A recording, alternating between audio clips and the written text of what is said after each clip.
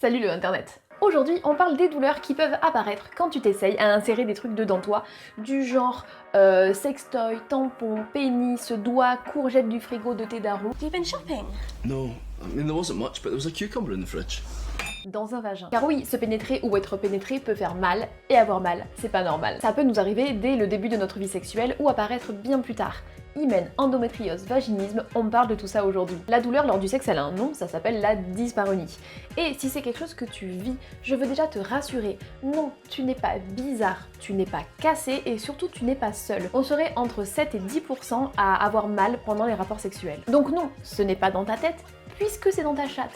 Donc on va bien aller envoyer bouler les réponses de merde du genre t'es fragile quand même, ou encore allez, détends-toi, ça va passer, ou encore bon, c'est normal d'avoir un peu mal, ou encore on force un peu et ça va passer. Non, non et non. Ces réponses sont des réponses de merde et on n'a pas à les accepter, tout comme on n'a pas à accepter la douleur. Chez la plupart des personnes, notre état physiologique de base, il fait qu'on peut recevoir une pénétration quand on en a envie. Donc s'il y a des douleurs, s'il y a une dyspareunie, il faut pouvoir aller chercher la cause, l'explication, pour vraiment comprendre ce qui nous arrive. Et dans cette vidéo, je vais te développer plusieurs points pour aider un peu à situer les différentes douleurs qui peuvent exister, mais le mieux, bien sûr, c'est de se référer à un ou une professionnelle de santé qui est qualifiée et qui est bienveillante. Ok, ces deux qualités ne se retrouvent pas toujours chez les professionnels et j'espère que tu arriveras à trouver un professionnel ou une professionnelle qui est vraiment adapté et en accord avec ce que tu as besoin. J'ai déjà fait une vidéo sur le sujet il y a super longtemps, mais pour rappel rapide, l'hymen c'est une membrane qui recouvre 2 vagins sur 3. Il est troué pour pouvoir laisser sortir le sang des règles et avec soit le sport, soit avec des pénétrations de tampons, de jouets ou de pénis, il va s'assouplir doucement de sorte qu'à la fin on ne le voit plus vraiment, il n'y a que quelques vestiges. Mais chez certaines personnes, l'hymen il est trop épais ou alors il manque de souplesse et ça va créer des douleurs à la pénétration. Mais halte là, range ton bélier, sors ton petit miroir et arme-toi de douceur. Tu t'installes confortablement et tu vas regarder ta vulve pour regarder un peu comment est ton hymen. Et si tu vois qu'il est encore là et qu'il a besoin de l'assouplir, un tout petit sextoy ou rien que tes doigts et tu vas aller l'assouplir tout en douceur. Une autre cause qui peut créer des douleurs, c'est le manque de lubrification, de mouille, de cyprine. Tu sais, c'est ce liquide transparent qui est sécrété par le pourtour de la vulve et qui permet que, lors d'une pénétration, ça glisse comme du savon de Marseille. Et quand il n'y en a pas assez, ça ne glisse pas, ça frotte et ça fait mal. Donc la mouille, elle va venir avec la stimulation de la vulve et avec l'excitation aussi mentale. Donc si tu sens que t'es pas assez excité et que t'es pas assez mouillé, c'est pas grave, chacun son rythme, prenez le temps de continuer à faire des trucs qui vous font kiffer, qui vont vous exciter et qui va permettre cette lubrification et du coup après, yopala bim bam boum. Comment savoir si je mouille assez, te demandes-tu?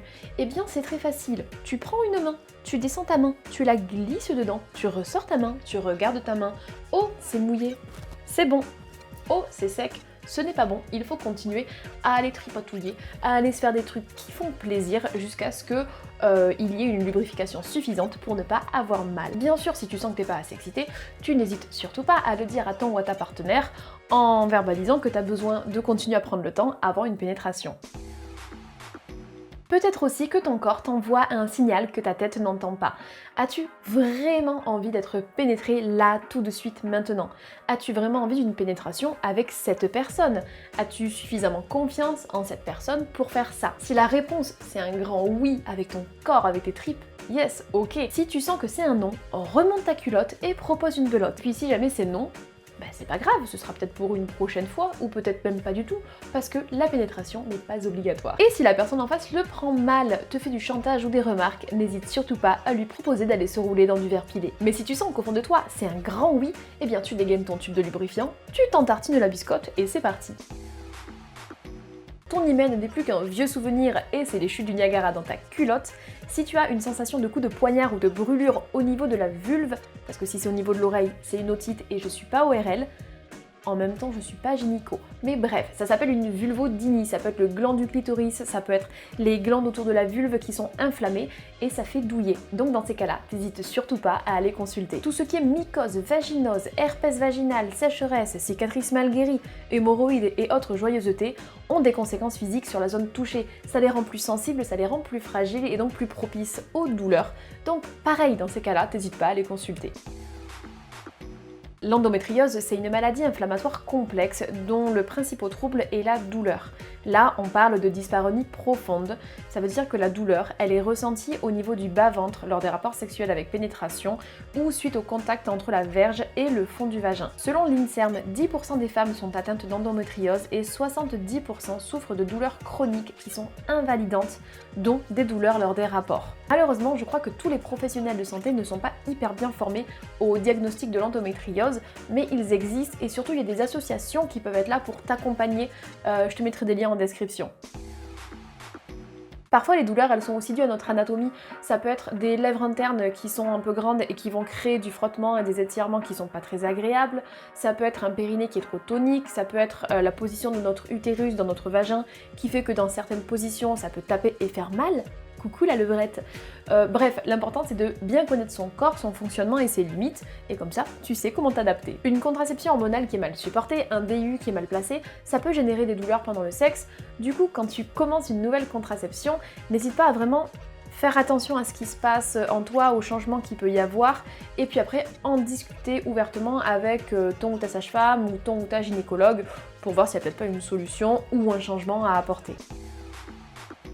Les douleurs, aussi réelles soient-elles, peuvent avoir des causes psychologiques. Notre corps et notre psychisme, ils sont en lien. Donc un traumatisme, la dépression, l'anxiété, un manque d'estime de soi ou encore un manque de confiance ou un conflit dans notre relation de couple peuvent altérer le sexe. D'après une étude que j'ai trouvée, des douleurs qui arriveraient vraiment subitement pourraient être en lien avec une origine psychologique des douleurs. Le vaginisme, c'est une contraction réflexe des muscles qui entourent le vagin.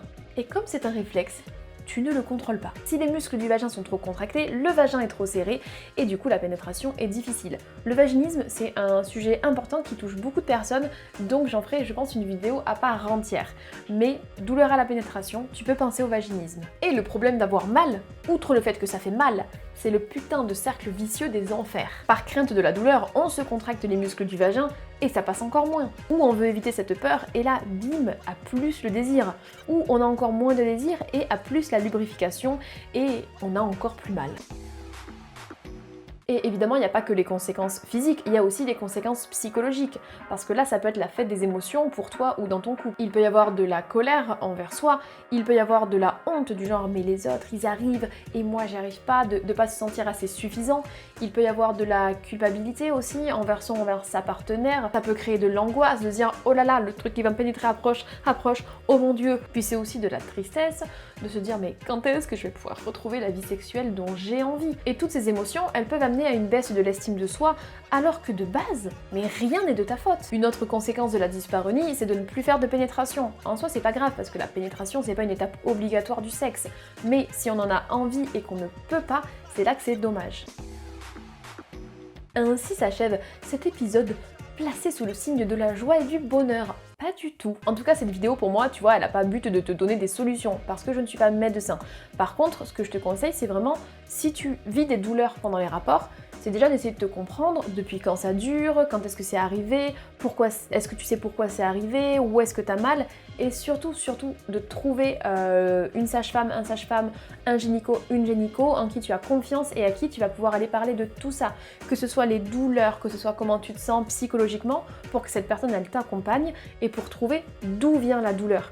Parce que parfois on peut juste mettre une crème pour un peu masquer le symptôme, mais ça pourra revenir. Donc vraiment l'important c'est de trouver la cause pour pouvoir réparer tout ça et que tu retrouves la vie épanouie dont tu as envie pour que ce soit la fête du slip. Et enfin, si ça t'arrive, j'espère que tu pourras en parler en toute confiance à ton ou à ta partenaire parce que c'est hyper important de pouvoir échanger sur un sujet comme ça et que la personne soit à l'écoute et qu'elle te mette pas la presse.